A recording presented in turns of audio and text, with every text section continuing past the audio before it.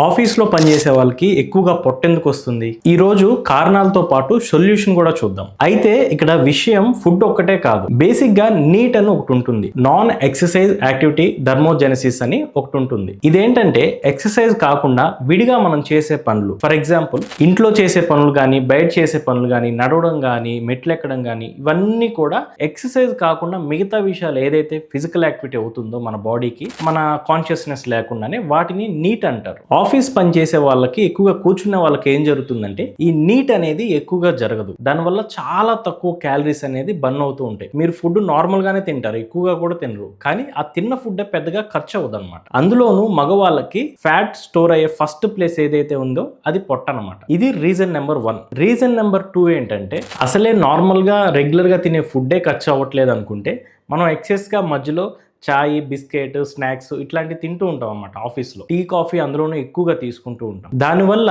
Sugar levels ఒక్కసారిగా blood లో spike అయ్యి అవి ఎక్సెస్ క్యాలరీస్ అంతా కూడా ఫ్యాట్ ఏదైతే ఉందో అది ఎక్సెస్ అంతా కూడా పొట్ట దగ్గరే స్టోర్ అవుతుంది. Reason number 3 stress. స్ట్రెస్ వల్ల మనం ఎంత ఫుడ్ తిన్నా గానీ ఇంకా ఆకలి అవుతూనే ఉంటుంది. దాంతో పాటు కార్టిజోల్ అనే స్ట్రెస్ హార్మోన్స్ వల్ల ఫ్యాట్ అనేది ఎక్కువగా పెరుగుతూ ఉంటుంది అనమాట. అందులోనూ మగవాళ్ళకైతే పొట్ట దగ్గర ఎక్కువగా పెరుగుతూ ఉంటుంది. ఈ 3 రీజన్స్ మెయిన్ గా మనకి బెల్లీ ఫ్యాట్ రావడానికి ఎక్కువగా ఇంపాక్ట్ చూపిస్తున్నాయి. మరి సొల్యూషన్ ఏంటంటే నెంబర్ 1, ప్రతి గంటకి 2 నుంచి 3 నిమిషాలు వాకింగ్ చేయండి, కొంచెం స్ట్రెచెస్ చేయండి. నెంబర్ 2, చాయ్ బిస్కెట్స్ బదులు హెల్దీ స్నాక్స్ ఏమైనా ప్లాన్ చేసుకోండి. కీరా, క్యారెట్, జామకాయ లేదా ఇంకేమైనా కానీ గ్రీన్ టీ ఇట్లాంటివి ఏదైనా హెల్దీగా స్వాప్ చేసుకోండి.